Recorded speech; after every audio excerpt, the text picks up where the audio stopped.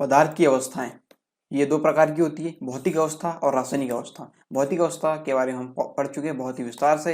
अब हम पढ़ेंगे रासायनिक अवस्था के बारे में। तो रासायनिक अवस्था से पहले मैं आपको बता दूं कि भौतिक अवस्था में हम ठोस, द्रव, गैस, प्लाज्मा और बोस-आइंस्टीन कंडेंसेट को बहुत ही विस्तार से पढ़ चुके हैं। ठीक है, अब है रासायनिक अवस्थाएं, पदार्थ की रासायनिक अवस्थाएं। ठीक है, तत्व, यौगिक और मिश्रण, तीन प्रकार की अवस्थाएं होती है रासायनिक रूप से। तत्व में आते हैं धातु, अधातु और उपधातु। ये तीन प्रकार से वर्गीकृत किया गया है तत्वों को। ठीक है, धातु, अधातु और उपधातु, और यही हम आज पढ़ने वाले हैं। ठीक है, ये जो टॉपिक हमारा अभी होने वाला है। और यहाँ पे इसके बाद है यौगिक और मिश्रण। यौगिक और मिश्रण इसके बाद पढ़ेंगे। ठीक है, अभी तत्व, तत्व के अंतर्गत धातु, अधातु और उपधातु के बारे में हम यहाँ पे पढ़ने वाले।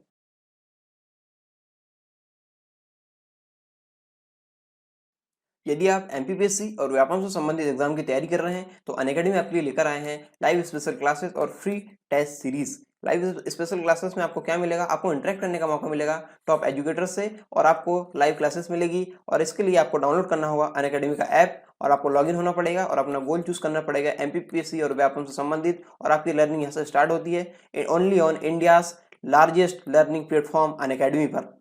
अनअकैडमी का जो ऐप है इस प्रकार दिखता है, और आप यहाँ पे जो अपना गोल चूज करेंगे वो इस प्रकार कर सकते हैं एमपीपीएससी और व्यापम से संबंधित।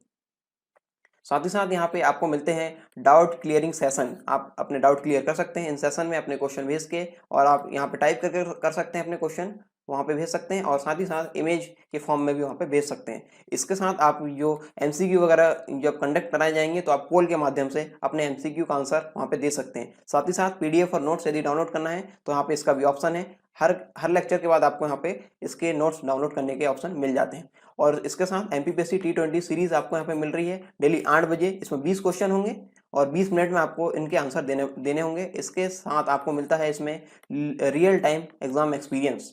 और ये जो पेपर होगा इसका इसमें जो भी डाउट होंगे आपको वो कंप्लीट जो आपके क्लियर कराए जाएंगे 8:30 बजे से 9:30 बजे तक डेली, जो टॉप एजुकेटर्स है उनके द्वारा। फ्री लाइव क्लास और प्लस क्लास में क्या फर्क है? यहाँ पे प्लस क्लास में आपको मिलेंगे complete syllabus, unlimited practice sets और पीडीएफ नोट्स यहाँ पे अनलिमिटेड मिलेंगे आपको, और all doubt solve by top educators. और यदि आप फ्री क्लास यहाँ पे ज्वाइन करेंगे तो आपको यहाँ पे ये सारी चीज़ें जो हैं वो लिमिटेड हो जाएगी।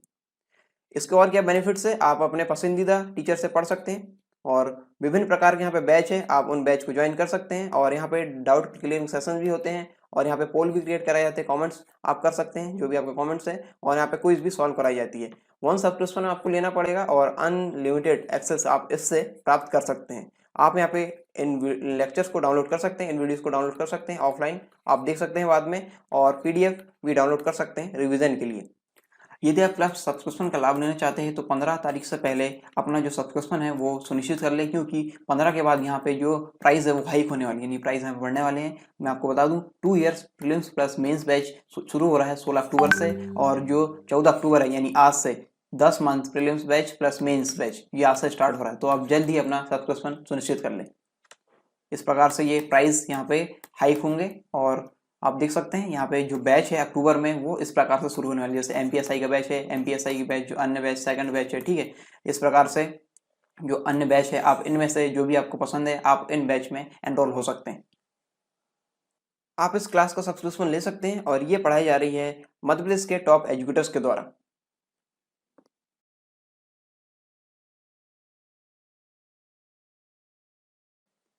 पदार्थ, ठीक है, पदार्थ की परिभाषा में एक बार फिर से देख लेते हैं। द्रव्य के शुद्ध रूप को पदार्थ कहते हैं। ठीक है, द्रव्य के शुद्ध रूप को हम क्या कहते हैं? पदार्थ। पदार्थ में सामान्यतः एक निश्चित रासायनिक संगठन यानी डेफिनिट केमिकल कंपोजिशन तथा विशिष्ट गुणों डिस्टिंक्ट प्रॉपर्टीज की उपस्थिति होती है। किस किस की उपस्थिति होती है? निश्चित रासायनिक संगठन और विशिष्ट गुणों की उपस्थिति होती है। ठीक है, किसी भी सामान्यतः किसी पदार्थ में सामान्यतः ये गुण होते हैं। पदार्थों के रासायनिक तत्व यानी केमिकल एलिमेंट, अथवा पदार्थों को क्या बोलते हैं? रासायनिक तत्व अथवा रासायनिक यौगिक के रूप में वर्गीकृत किया जाता है। किसके रूप में? रासायनिक तत्व और रासायनिक यौगिक के रूप में पदार्थों को हम वर्गीकृत करते हैं। ठीक है, दो दो चीजों हम वर्गीकृत करते हैं। हम बात करते हैं तत्व की। ठीक है, तत्व, ये देखिए मैं आपको फिर से लेके चलता हूँ यहाँ पे तत्व। यहाँ पे देखिए तत्व वाले पोर्शन में देखिए धातु, अधातु, उपधातु। ठीक है, तो तत्व में हम हम जो चीज़ें पढ़ेंगे इन तीनों के बारे में, उससे पहले हम पढ़ेंगे जो तत्व है, तत्व का बेसिक हम पढ़ते हैं। तत्व, ठीक है। पाश्चात्य अवधारणा के अनुसार हम देखते हैं तत्व क्या होते हैं। भारतीय एवं यूनानियों के अनुमान के अनुसार प्रकृति की सारी वस्तुएं 5 तत्वों के संयोग से बनी है। कितने तत्वों से? 5 तत्वों के संयोग से बनी है, जिन्हें पाश्चात्य धारणा में पंच महाभूत यानी पृथ्वी, अग्नि, जल, आकाश और वायु कहा जाता था। क्या क्या कहा जाता था? पृथ्वी, अग्नि, जल, आकाश, वायु, ये कहा जाता था, ठीक है, पंच तत्वों के अंतर्गत। नई अवधारणा के अनुसार हम देखें तो वैज्ञानिक के अनुसार, बॉयल के अनुसार तत्व वह समांग शुद्ध पदार्थ है। समांग मतलब उसके सभी जो अवयव है, ठीक है, जिनसे यह सभी जो कण है जिनसे मिलकर वो बना है। समांग तत्व जो है वह समांग शुद्ध पदार्थ है, जिसमें एक ही प्रकार के परमाणु विद्यमान होते हैं। एक ही प्रकार के परमाणु विद्यमान होते हैं, ठीक है। जैसे मैं बात करूँ हाइड्रोजन या फिर हीलियम, ठीक है, या फिर हम बात करें लिथियम की, या फिर जो अन्य तत्व जैसे नाइट्रोजन, इस प्रकार ये क्या कहलाते हैं? ये कहलाते हैं तत्व। ये कहलाते हैं तत्व। इसमें एक ही प्रकार के परमाणु विद्यमान होते हैं, ठीक है। तत्व किसी भी पदार्थ की सरल अवस्था होती है, ठीक है। तत्व किसी भी पदार्थ की क्या होती है? सरल अवस्था, जिसे और सरलतम अवस्था में परिवर्तित नहीं कर सकते, ठीक है। हम जो तत्व रहते हैं, ठीक है, जो तत्व रहते हैं हम उनको और ज्यादा नहीं तोड़ सकते, ठीक है। जो तत्व रहते हैं वो पदार्थ की सरलतम अवस्था रहते हैं। जैसे हम बात करें जैसे सोडियम की, ठीक है, तो सोडियम Na होता है, तो सोडियम को हम और अधिक नहीं विभाजित कर सकते, ठीक है। या फिर हम बात करते हैं Cl की, तो क्लोरीन एक तत्व है, इसको हम और अधिक विभाजित नहीं कर सकते। अर्थात जो एक ही प्रकार के परमाणु से मिलकर बनते हैं उसे तत्व कहते हैं। तत्व शुद्ध पदार्थ होता है जो एक ही प्रकार के परमाणु से मिलकर बनता है, ठीक है। तत्व क्या होता है? एक शुद्ध पदार्थ होता है जो एक ही प्रकार के परमाणु से मिलकर बनता है। वर्ष 2014 तक 118 तत्वों की खोज की जा चुकी है, ठीक है। तत्व की अन्य परिभाषा हम देख लेते हैं। तत्व पदार्थ का सरलतम रूप है, अर्थात इन्हें भौतिक अथवा रासायनिक अभिक्रियाओं से और अधिक सरल संगठनों में विभाजित नहीं किया जा सकता, ठीक है। जैसा कि हम पहले बात कर चुके हैं, इन्हें और अधिक विभाजित नहीं किया जा सकता। तत्व एक ही प्रकार के परमाणु से निर्मित होते हैं, अर्थात किसी तत्व के प्रत्येक परमाणु का नाभिकीय आवेश, ठीक है, किसी तत्व के प्रत्येक परमाणु का नाभिकीय आवेश समान होता है, ठीक है, न्यूक्लियर चार्ज समान होगा। उदाहरण के तौर पे हम देखते हैं ऑक्सीजन, हाइड्रोजन, लोहा, कार्बन, पारा, ये सब तत्व है, ठीक है, ये सब तत्व है। तत्वों को सामान्यतः धातु, अधातु यानी मेटल और नॉन मेटल तथा उपधातु यानी मेटालॉइड उपधातु में वर्गीकृत किया जाता है, ठीक है। धातु, अधातु और उपधातु में वर्गीकृत किया जाता है। अब तक 118 तत्व ज्ञात किए जा चुके हैं, जिनमें से 94 यानी 94 जो तत्व है प्राकृतिक रूप से पाए जाते हैं, जबकि 24 तत्व वैज्ञानिक द्वारा प्रयोगशालाओं में संश्लेषित किए गए हैं, ठीक है। जो 24 तत्व है वो कैसे बनाए गए हैं? वैज्ञानिकों द्वारा प्रयोगशाला में संश्लेषित करके बनाए गए हैं, ठीक है। इन सभी तत्वों को रूसी रसायन विज्ञानी दिमित्री मेंडलीव, कौन थे? मेंडलीव 1834 से 1907 तक जो थे, इनके द्वारा निर्मित आवर्त सारणी, जिसको हम पीरियोडिक टेबल बोलते हैं, ठीक है, पीरियोडिक टेबल, ठीक है, पीरियोडिक टेबल पर आधारित आधुनिक आवर्त सारणी में परमाणु क्रमांक के अनुसार व्यवस्थित किया गया है। तत्वों को किसमें? आधुनिक आवर्त सारणी जो है उसमें परमाणु क्रमांक के अनुसार वर्गीकृत किया गया है। आवर्त सारणी के बारे में हम विस्तार से पढ़ेंगे, ठीक है, अगले टॉपिक्स में आवर्त सारणी के बारे में हम विस्तार से पढ़ेंगे, क्योंकि हमें उसमें आवर्तिता और बहुत सारे टॉपिक्स हमको उसमें कवर करने हैं, ठीक है। उसमें हम बताएंगे तत्व में के अंतर्गत धातु, अधातु, उपधातु, ये कहाँ और जो गैसें हैं, ठीक है, जो नोबेल गैसें हैं, ये कहाँ पे वर्गीकृत की गई है और किस तरीके से इसका अरेंजमेंट किया गया है। तो ये अपने आप में बहुत ही बड़ा टॉपिक है, इसलिए हम इसे अलग से पढ़ेंगे, ठीक है। तो अगले टॉपिक्स में इसे पढ़ेंगे आवर्त सारणी के बारे में। अब है धातु, ठीक है। तत्व के अंतर्गत हम देख रहे हैं धातु, ठीक है। धातु, अधातु और उपधातु, 3 चीजें हमको देखना है अभी, ठीक है। धातु, अधातु और उपधातु, ठीक है। तो यहाँ पे धातु हम पढ़ने वाले हैं। वे पदार्थ जो इलेक्ट्रॉनों का त्याग करते हैं धातु कहलाते हैं, ठीक है। वे पदार्थ जो इलेक्ट्रॉनों का त्याग करते हैं धातु कहलाते हैं, या फिर वे तत्व जो इलेक्ट्रॉनों का त्याग करते हैं धातु कहलाते हैं, ये हम ये भी कह सकते हैं, ठीक है। जैसे हम बात करते हैं सोडियम, ठीक है, सोडियम, फिर बात करते हैं Ag यानी सिल्वर, ठीक है, Au यानी गोल्ड, ठीक है। तो ये जो तत्व है ये क्या करते हैं? इलेक्ट्रॉनों को त्याग करते हैं, इसलिए ये क्या कहलाएंगे? ये कहलाएंगे धातु, ठीक है। अम्लों से क्रिया कर हाइड्रोजन गैस की स्थापित करती हैं। ये धातुएं जो रहती हैं क्या करती है, अम्लों से क्रिया करके हाइड्रोजन गैस स्थापित करेंगे। जैसे अम्ल हम मान के चलते हैं यहाँ पे H2SO4, ठीक है, एग्जाम्पल के तौर पर ले रहे हैं H2SO4 या फिर HCl, ठीक है। तो इनसे जब ये धातु क्रिया करती है तो हाइड्रोजन गैस स्थापित करती है, ये यहाँ पे क्या कहा गया है, ठीक है।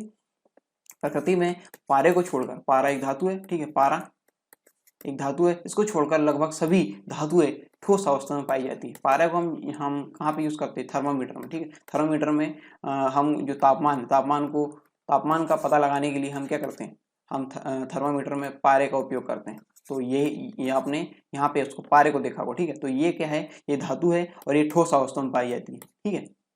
विभिन्न धातुओं को परस्पर मिलाने वाली रचना मिश्र धातु कहलाती है। विभिन्न धातुओं को जो हम मिलाएंगे, ठीक है, ये तो धातु है, ठीक है। अब धातु को आपस में मिलाएंगे, धातुओं को हम आपस में मिलाएंगे तो हम बनाते हैं मिश्र धातु, ठीक है। मिश्र धातु कंसेप्ट अभी मैं आपको नहीं बताऊंगा क्योंकि यहाँ पे आप कंफ्यूज हो सकते हैं, इसलिए इसको हम अलग से पढ़ लेंगे, ठीक है। अलग से इसके बाद जो टॉपिक्स आएंगे उसमें हम बहुत ही विस्तार से इसके बारे में पढ़ेंगे, ठीक है, मिश्र धातु के बारे में। क्योंकि यहाँ पे धातु है, अधातु, ठीक है, अधातु फिर उपधातु, ये बहुत सारी जो धातु संबंधित चीजें हैं आपको कंफ्यूज कर सकती हैं, ठीक है। तो हम इसके बारे में हम आगे पढ़ेंगे, ठीक है। अधातु, अधातु क्या होती है, धातुओं के विपरीत गुणों वाले तत्वों को हम अधातु कहते हैं या अधातु की संज्ञा उसे देते हैं, ठीक है। धातुओं के विपरीत गुण वाले, अधातु मतलब देखो यहाँ पे एक होती है धातु, ठीक है, इसके विपरीत हो जाएगी अधातु, यानी धातुओं के विपरीत गुणों वाले तत्वों को अधातु की संज्ञा दी जाती। सामान्यतः ये विद्युत की कुचालक होती है, ठीक है। अब हम पढ़ते हैं धातु और अधातु के बारे में, भौतिक गुणों के आधार पे अंतर, ठीक है। इन दोनों में अंतर पढ़ेंगे किसके आधार पे, भौतिक गुणों के आधार पे। गुण यहाँ पे दिए गए, धातु यहाँ पे दी गई, अधातु यहाँ पे दी गई, यहाँ पे जो जो गुण वो दर्शाएंगे उसके अनुसार, ठीक है। क्या वो दर्शाते हैं या नहीं दर्शाते ये हम देखेंगे यहाँ पे। अवस्था के आधार पे देखते हैं, अवस्था भौतिक गुण है, ठीक है। तो अवस्था के आधार पे ये देखते हैं धातु क्या होती है, ठोस होती है और इसका अपवाद क्या है, इसका अपवाद है पारा, पारा जो द्रव रूप में पाई जाती है, ठीक है। थर्मोमीटर में जो हम यूज करते हैं, ठीक है, जो डॉक्टरी थर्मोमीटर में यूज करते हैं जो धातु है पारा, ठीक है, जो आपने देखा होगा वो इस प्रकार से चढ़ती है उसमें, ठीक है। जो थर्मोमीटर रहता है उसमें जो पारा चढ़ता है, तो बेसिकली मैं आपको ये बताना चाहता हूँ पारा का उपयोग हम वहाँ पे करते हैं, जो अधिकतम यूज करते हैं हम वहाँ पे करते हैं। इसलिए ये जो पारा है, ठीक है, हम यहाँ पे ये देख रहे हैं कि ये ठोस है, ठोस जो धातु रहती है अधिकतर ठोस होती है और इसका अपवाद क्या है, पारा, पारा जो कि द्रव है, द्रव रूप में, ठीक है। जो डॉक्टरी थर्मोमीटर बताने का मेरा तात्पर्य है कि आपको एग्जाम्पल बताना है, ठीक है। अधातु, अवस्था के अनुसार अधातु क्या होती है, ठोस, द्रव व गैस तीनों अवस्थाओं में पाई जाती है। जो अधातु रहती है तीनों अवस्थाओं में पाई जाती है, ठोस, द्रव और गैस, ठीक है। जबकि धातु अधिकतर ठोस होती है और इसका अपवाद एक है पारा जो कि द्रव अवस्था में पाया जाता है। घनत्व के अनुसार यानी डेंसिटी के अनुसार धातु जो धातुओं का जो घनत्व रहता है वो अधिक रहता है, ठीक है। इसके अपवाद है यानी कम घनत्व वाली जो धातु है सोडियम है, पोटेशियम है और लिथियम है, ये कम घनत्व वाली धातु है। और यहाँ पे हम बात करें अधातु की तो अधातुओं में घनत्व कम होता है, धातुओं में घनत्व कम होता है, ठीक है। अगली अवस्था बात करते हैं या अगला जो गुण है वो उसके बारे में देखते हैं। तो ये धात्विक चमक, जो शाइनिंग होती है, धात्विक चमक, इसके अनुसार हम देखते हैं धातु और अधातु में अंतर।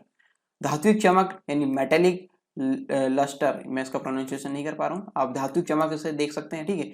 धात्विक चमक पाई जाती है, जो धातु रहती है उसमें धात्विक चमक पाई जाती है यानी शाइनिंग पाई जाती है, कोई चमक नहीं पाई जाती। यदि हम अधातु की बात करें तो अधातु में कोई चमक नहीं पाई जाती। जैसे चमक जैसे हम देखते हैं सोना, ठीक है, सोना की अलग चमक होती है, चांदी की अलग चमक होती है। इस प्रकार हम देखते हैं कि धातु में चमक होती है, ठीक है। जो चमकते हैं वो हम यहाँ पे हम ये मान सकते हैं जो तत्व के अंतर्गत जो धात्विक चमक जिसमें होती है वो होते हैं धातु, ठीक है, और जिसमें धात्विक चमक नहीं होती है वे होते हैं अधातु, ठीक है। अब अगला जो गुण है वो है पारदर्शिता। पारदर्शिता के आधार पे हम देखते हैं ये धातु और अधातु में अंतर। धातु है अधिकतर अपारदर्शी होती है, आपने देखा होगा धातु जैसे लोहा में आर पार नहीं देखा जा सकता, यानी ये होते हैं अपारदर्शी। और अधातु हम बात करते हैं तो कुछ पारदर्शी होते हैं इसमें, कुछ पारभासी भी होते हैं, कुछ अपारदर्शी भी होते हैं, ठीक है। तीनों प्रकार के पाए जाते हैं, पारदर्शी, पारभासी और अपारदर्शी। पारदर्शी मतलब इसके एक जिसमें से एक साइड से देखकर दूसरे साइड का दिख जाए, ठीक है, दोनों तरफ का दिख जाए, इसमें पारभासी होता है और एक होता है अपारभासी, ठीक है। अपारभासी मतलब यहाँ पे हो जाएगा कि इसमें से हम एक साइड से देखें तो दूसरी साइड का हम ना दिखाई दे, यानी उससे होते हुए हम नहीं दे सकते। ठीक है, पारभासी मतलब थोड़ा दिखाई देता है, थोड़ा नहीं दिखाई देता, यानी धुंधला दिखाई देता है। ठीक है, तो ये अधातु में ये गुण होते हैं। अगला है पीटने पर।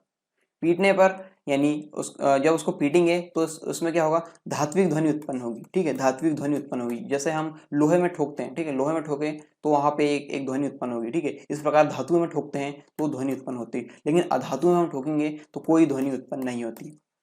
कोई भी ध्वनि उत्पन्न नहीं होती है। चालकता। चालकता की बात करें तो ऊष्मा तथा विद्युत की सुचालक होती है कौन, धातुएं। ठीक है, धातुएं, जैसे हम बात करें सिल्वर।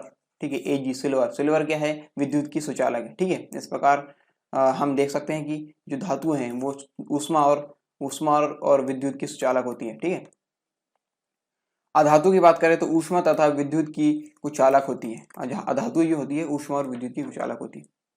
गलनांक और क्वथनांक पर जोर दें तो गलनांक और क्वथनांक धातुओं का उच्च होता है और अधातुओं का निम्न होता है। अगला है तन्यता। ठीक है, तन्यता, तन्यता मतलब होता है यहाँ पे डक्टिलिटी। ठीक है, तन्यता मतलब उसको तान सकते हैं। जैसे कोई ये कोई धातु है, ठीक है, इसको तान सकते हैं, इसको तान के लंबा कर सकते हैं, ऐसा कुछ होगा। ठीक है, यहाँ पे धातु की बात करते हैं तो धातु तन्य होते हैं तथा इनके तार खींचे जा सकते हैं। ठीक है, इनको लंबा करके खींचा जा सकता है, इन्हें लंबा करके इनका तार बनाया जा सकता है, जैसे लोहे का। ठीक है, लोहे का एग्जांपल लेते हैं, चांदी वगैरह। ठीक है, या फिर हम कई प्रकार से यहाँ पे लोहा देखते हैं तो उसको हम खींच के तार बना सकते हैं। अधातु की बात करें तो ये तन्य नहीं होते हैं। ठीक है, ये खींचने पर टूट जाते हैं, खींचने पर ये टूट जाते हैं। ठीक है, अगाध वर्धनीयता। ठीक है, अगाध वर्धनीयता या भंगुरता, यानी पीट के इसे कोई अन्य हम आकार दे सकते हैं। धातुओं में बात करें तो पीट के इन्हें अन्य आकार दे सकते हैं। इनकी चादर भी बनाई जा सकती है, जैसे हमने देखा ना, जैसे लोहे की शीट होती है, इस प्रकार से जो हम घरों में शीट रखते हैं वो कई प्रकार से शीट जो रहती है। ठीक है, लोहे की हो सकती है, अन्य प्रकार से शीट होती है, वो हम क्या करते हैं, अगाध वर्धनीयता का गुण उसका उपयोग करके हम उसको पतला करते हैं। ठीक है, या थिन शीट हम बोलते हैं। धातु की चादरें होती है। ठीक है, धातु की चादरें इस प्रकार से हम देखते हैं धातु के उपयोग में। ठीक है, और अगाध वर्धनीयता की बात करें अधातु के अंतर्गत तो अधातु में भंगुर होते हैं और पीटने से बिखर जाते हैं। ठीक है, अधातु को यदि हम पीटेंगे, यदि हम उसकी चादर बनाना चाहेंगे, ठीक है, तो हम वो नहीं बनती, वो क्या हो जाती है, भंगुर होती है और पीटने से बिखर जाती है। ठीक है, मिश्र धातुएं, मिश्र धातुएं बनाती हैं। ठीक है, जो धातुएं रहती है, धातुएं मिश्र धातु बनाती है, और ये अधातु है। ठीक है, अधातु मिश्र धातु नहीं बनाते। ठीक है, यहाँ पर सिर्फ बात हो रही है कि क्या सिर्फ अधातु मिलकर मिश्र धातु बना सकती है, तो इसका आंसर है नहीं। ठीक है, इसमें धातु का होना आवश्यक होता है। ठीक है, जब हम मिश्र धातु के बारे में पढ़ेंगे तो इसके बारे में बहुत ही अच्छे से हम इसके बारे में डिस्कस करेंगे। ठीक है, यहाँ पे आप समझ लीजिए कि सिर्फ अधातु मिलकर मिश्र धातु नहीं बना सकती है। ठीक है, आगे समझ में, इतने सारे पॉइंट्स हम पढ़ चुके हैं। अब बात करते हैं रासायनिक गुण के आधार पे। रासायनिक गुण के आधार पे हम बात करें धातु और अधातु में अंतर की, तो यहाँ पे ऑक्साइड के आधार पे देखते हैं रासायनिक गुण। यहाँ पे इसके ऑक्साइड क्षारीय होते हैं। ठीक है, धातु के ऑक्साइड क्षारीय ऑक्साइड होते हैं और अधातु के अम्लीय व उदासीन ऑक्साइड होते हैं। उदासीन ऑक्साइड, अम्लीय या उदासीन ऑक्साइड किसके होते हैं, अधातु के, और धातु के ऑक्साइड क्या होते हैं, क्षारीय। ठीक है, धन विद्युती या ऋण विद्युती के गुण के हम बात करें तो ये धातु धन विद्युती होती है। ठीक है, धन आवेश छोड़ती है, तो धनावेश होता है इनमें, या हम ऐसा कर सकते हैं। तो ये क्या हो जाएगी, जैसे हम बात करते हैं धातु Na प्लस होगी। ठीक है, तो ये क्या हो जाएगा, Na प्लस ये हो जाएगा, ये धन आवेश छोड़ रही धन। ठीक है, और यहाँ पे अधातु में होता है ऋण आवेश, ऋण विद्युती होता है। ठीक है, अम्लों की क्रिया हम बात करते हैं तो हाइड्रोजन गैस उत्पन्न करते हैं। ये अम्ल क्या करते हैं, हाइड्रोजन गैस उत्पन्न करते हैं अम्लों की क्रिया में। और यहाँ पे अधातु ये रहती है, यहाँ पे अम्लों के साथ कोई प्रभावशील क्रिया नहीं दर्शाती है, या इनमें कोई प्रभावशील क्रिया नहीं होती अम्लों के साथ। ठीक है, हाइड्रोजन से योग की बात करें तो हाइड्रोजन से योग कठिनाई से संयोग होता है। ठीक है, हाइड्रोजन के साथ इनका धातु रहती है, हाइड्रोजन के साथ कठिनाई संयोग करती है, लेकिन हम अधातु की बात करें तो हाइड्रोजन के साथ सरलता से संयोग हो जाता है इनका। ठीक है, क्लोराइड के तौर पे देखें, क्लोराइड के आधार पे देखें तो जो ठोस जो जल द्वारा अपघटित नहीं होते हैं। ठीक है, जो धातु रहती है इसमें जो ठोस रहते हैं, जो और ये जल द्वारा अपघटित नहीं होते। ठीक है, अधिकतर जो धातु ये ठोस अवस्था में पाई जाती है पारा को छोड़ के, तो ये क्या है, जल द्वारा अपघटित नहीं होती है। ठीक है, तो यहाँ पे और देखते हैं हम अधातु के बारे में, तो गैसीय होते हैं जो जल द्वारा अपघटित हो जाते हैं, जल द्वारा अपघटित हो जाते हैं। ठीक है, तो ये थे हम धातु, अधातु में अंतर जो है जो हम पढ़ चुके हैं, और भौतिक और रासायनिक गुण के आधार पे हम पढ़ चुके हैं। ठीक है, तो ये धातु और अधातु में आई होप आपको अभी तक सारा जो कंसेप्ट है वो क्लियर हो गए होंगे। ठीक है, अब है उपधातु। ठीक है, उपधातु वे तत्व जो धातु एवं अधातुओं के बीच के गुण रखते हैं उपधातु कहलाते हैं। ठीक है, एक तो होता है धातु, ठीक है, और एक है अधातु। धातु के गुण हमने देख लिए, अधातु के गुण भी देख लिए। वे तत्व जो अधातु के गुण नहीं रखते अधातु कहलाते हैं, और लेकिन यहाँ पे उपधातु इन दोनों के बीच की होती है। ठीक है, उपधातु ये होती है इन दोनों के बीच की, यानी जो धातु और अधातु के बीच के गुण रखते हैं वे क्या कहलाते हैं, उपधातु कहलाते हैं। वे तत्व क्या कहलाते हैं, उपधातु कहलाते हैं। ठीक है, जैसे जैसे बात करें बोरॉन, बोरॉन, जर्मेनियम, ठीक है, यहाँ पोलोनियम, सिलिकॉन, एंटीमनी, आर्सेनिक और टेलोरियम। ठीक है, ये है उपधातु के उदाहरण। ठीक है, धातु के उदाहरण ये है। ठीक है, आगे समझ में, जैसे बोरॉन, बोरिक एसिड का निर्माण इससे होता है। जर्मेनियम, न्यूट्रॉन कंट्रोलर होता है ये। ठीक है, और पोलोनियम मानव द्वारा खोजे गया प्रथम तत्व है। ठीक है, ये बहुत इंपॉर्टेंट है, मानव द्वारा खोजा गया पहला तत्व कौन सा है, पोलोनियम, पोलोनियम। ठीक है, सिलिकॉन, सिलिकॉन कंप्यूटर चिप का निर्माण इससे होता है। ठीक है, सिलिकॉन से कंप्यूटर चिप का निर्माण होता है। इसी के तौर पे हम सिलिकॉन का निर्माण होता है, इसलिए जो हम भारत में, ठीक है, भारत में जो है बेंगलोर को हम सिलिकॉन वैली कहते हैं। ठीक है, सिलिकॉन वैली, क्योंकि वहाँ पे जो यहाँ पे कंप्यूटर संबंधित चीजें हैं वो वहाँ पे बहुत अधिक मात्रा में होती है। ठीक है, बहुत ज़्यादा वहाँ पे उसका उपयोग होता है, तो यहाँ पे सिलिकॉन, इसलिए सिलिकॉन वैली कहते हैं बेंगलोर को भारत में। ठीक है, इस प्रकार ये है उपधातु। ठीक है, आई होप ये धातु, अधातु और उपधातु, ठीक है, उपधातु का कंसेप्ट आपको समझ में आ गया होगा। ठीक है, धातु, अधातु और उपधातु जो तत्व के अंतर्गत रहती है। एक और चीज होती है मिश्र धातु। ठीक है, मिश्र धातु, तो ये इनके मिश्रण से बनती है। ठीक है, इनके मिश्रण से बनेगी, तो ये हम अगले टॉपिक्स में इसको देखेंगे। ठीक है, मिश्र धातु हमने अभी आपको यहाँ पे इसलिए बताया क्योंकि यहाँ पे ये सारी चीजें एक साथ हो जाती है, आप कंफ्यूज हो सकते हैं। अभी आप इसको धातु, अधातु और उपधातु के बारे में पढ़िए, इसके बाद हम मिश्र धातु पढ़ेंगे तो ये कंसेप्ट आपको और भी आसानी समझ में आएगा। ठीक है, इसके बाद हम जो आवर्त सारणी है उसके बारे में पढ़ेंगे। आवर्त सारणी में बहुत सारे टॉपिक्स हमको पढ़ने हैं, जैसे आवर्तिता वगैरह। ठीक है, आवर्तिता, और इसमें जो कहाँ पे कौन कौन से अरेंजमेंट है, जो तत्वों का अरेंजमेंट है वो हम देखेंगे। ठीक है, तो आई होप कि लेक्चर आपको पसंद आया हो। यदि लेक्चर पसंद आए तो लेक्चर को लाइक करें, और यदि आपको शेयर करना है इस लेक्चर को तो आप शेयर कर सकते हैं, लेकिन यहाँ पे यदि आपको पसंद ना आए तो आप लेक्चर को डिसलाइक कर सकते हैं। लेकिन डिसलाइक क्यों किया है कमेंट बॉक्स में कमेंट कर जरूर बताएं, ताकि हम अगले जो कंटेंट है उसमें हम इसका सुधार कर सकें। ठीक है, और आपके लिए और अच्छा जो कंटेंट है वो प्राप्त करा सकें।